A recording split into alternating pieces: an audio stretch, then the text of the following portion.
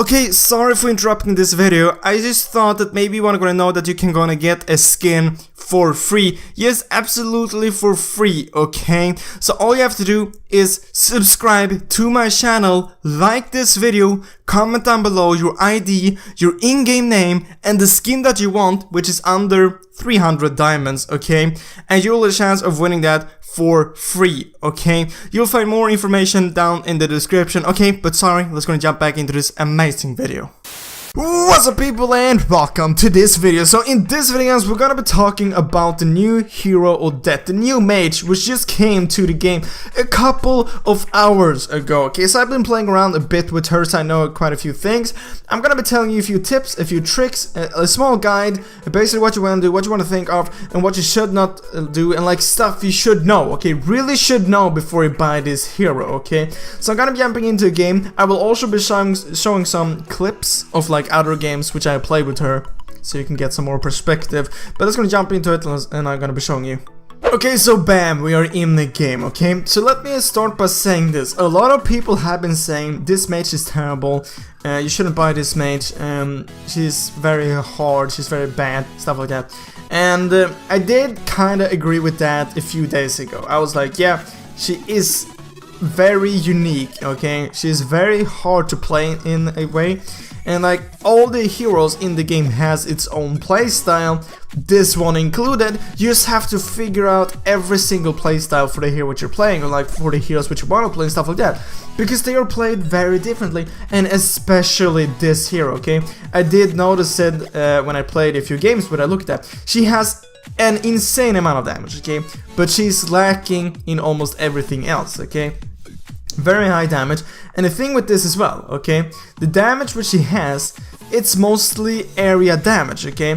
And when we saw the first pictures and stuff like this of this new hero, we got the information that she is she's like a team player. She's a team player. So basically going mid lane with her like this, it's not smart, okay? At least from what I've learned. You wanna go ahead and go bot lane or top lane, depending on if there's another teammate there. You wanna go with the teammate, okay? Because she has this stun, okay, it's a binding, it's not a stun, okay? You can bind 3 enemies if you're lucky, okay? But it's extremely hard to actually go and hit that, okay? And like, that's an area effect, and then this is an area effect, her ultimate is an area effect, her passive is an area effect, okay? You can help your teammates, it's easy to like attack multiple heroes. It's just overall, she's a team fight hero, basically, okay? You wanna fight multiple enemies at the same time. Going with her in mid, in my opinion, it's not a smart move, okay? Because in my opinion, she's not a mid hero, okay? You wanna go ahead and go against multiple heroes at the same time, okay? We're gonna be talking about the abilities and playstyles and stuff like that. Basically want to build for her as well. The build isn't as important because I haven't really figured out really what you want to build for her. What I thought before what you wanted to build for her was basically damage, because she has like a really high damage, area effect damage, okay? But it really depends, right? Look at this, bam, okay? But like if you're building a lot of damage, you will obviously gonna deal a lot of damage to multiple heroes. But let's go and switch lane, let's go and start running top. This is a bot game, because it will be a lot easier to show you all the stuff in the bot game, okay? But let's just go over the abilities really quick, okay? Like I said earlier, they have made a lot of stuff right with this hero, but they have also made a lot of stuff wrong with this hero, okay? Let's go and start with the first ability. The first ability is basically you shooting out this Swan in a direction. It will deal damage to the enemy and it will slow them down a bit, okay? I don't really know how much it will slow down. It doesn't say. If you click here as you can read, it doesn't say. It just says that it will slow them down, reduce their movement speed for 2 seconds, okay? That's basically what it's doing. But as you can see, it looks like the range is quite far, but it isn't, okay? The range of the first ability is actually not very long at all. I don't really like it, okay? The range isn't long. It deals a fairly good amount of damage, okay? As you can see, 350 plus 49 magic points, and I only have 30 currently, okay? So it's a fairly good ability if you're close range, if you're hitting multiple enemies, because you can hit as many enemies as you want with this one, You just have to be kind of close with them, and that's basically what goes for all abilities with her. You have to be kind of close, which like mages you don't really want to be. Try to stay in the background, you can try to do that, but with her ultimate and stuff like that, you have to try to be in the mix, which I think is not the best thing for a mage. Let's go and use the ultimate there so he doesn't die. Look at that, there you have the ultimate. Amazing. I do love the ultimate. I do like the skills, but they have problems, okay? So the first one, it deals damage, it slows down, but the range, I don't like the range. The range should be increased. It's such short range, you really have to be close to them. Let's see, let's just stand here. Let's see if I can hit the crab from over here. Let's see, the range says it can, so maybe I can actually. I did hit it, okay? But like, as you can see, it's not far away at all, okay? And then the second ability, basically, it looks like it has a long range, but I'm pretty sure it's actually the same range. Let's back out here so we have the point right there at the tower. As you can see, it's the same range, okay? Exactly the same range. It just looks longer because it's smaller. Jesus Christ, Nana is pushing a lot, okay? And I'm just sitting here speaking, okay? And then, but like I said, it has fairly good damage. It slows down. You can hit as many enemies as possible, which is good, okay? And then this one. Let's go and talk about the second ability. Like I've said like 1,000 times right now. But this is basically binding. It has the potential of being good. I just don't think it's good at all, okay? Basically, you shoot it out, when it hits the longest range, it shoot out 2 balls to the side, so you have the opportunity to bind multiple enemies at the same time. The thing is, it doesn't really work that way, okay? It's extremely hard to hit, especially if you're playing against real players, okay? If you're playing against bots, you can really predict how they're gonna be walking, so it's not really that hard, so proving it in this video is gonna be hard. But as you can see, okay, it's a really short area which is hitting, and then trying to hit with the side like that, it's hard, okay? It's really hard to actually go and predict that. And this Bane never gives up, does he, okay? And the thing is, it's only 1 second as well. Look at this. Bam, and then 1 second. Like, it isn't long at all, okay? They should really go ahead and increase the cooldown, I mean the binding, at least to 1.5 seconds or 2 seconds. Because it's really hard to hit, it's really hard to dodge as well. As you can see, it's very slow. Really hard to just like, really easy to just move to the side when it's coming close to you. So that's a problem with to have the second ability. The ultimate, let's go and talk about that. So the ultimate is basically when you use this, you have this huge area around you dealing a lot of damage, okay? Don't get me wrong, this is dealing a lot of damage. It can deal an insane amount of damage to the enemies, especially in a team fight. But the thing is, it can be crowd control, you can't move, you have to stay very, very close to the enemies for it to even like deal, well, not super close to the enemies, actually has fairly long range, but, oh gosh, take it easy. But like, as I said, like almost like there's always a hero in that everything which has a crowd controlling ability, so you just like, kind of try to have to wait until that crowd control has like until they have used it, okay, and then gonna use it, and you have to be very close. A good thing about the ultimate is that you will actually be able to take, I think it's 30% less damage while you're using the ultimate, which is good, but they could have increased this a bit more, because like I said earlier, mage just doesn't really want to be up there in the mix. They want to try to stay in the background, deal damage and back out and go in again. But with this here, you have to be like right there in the middle, try to deal damage, okay?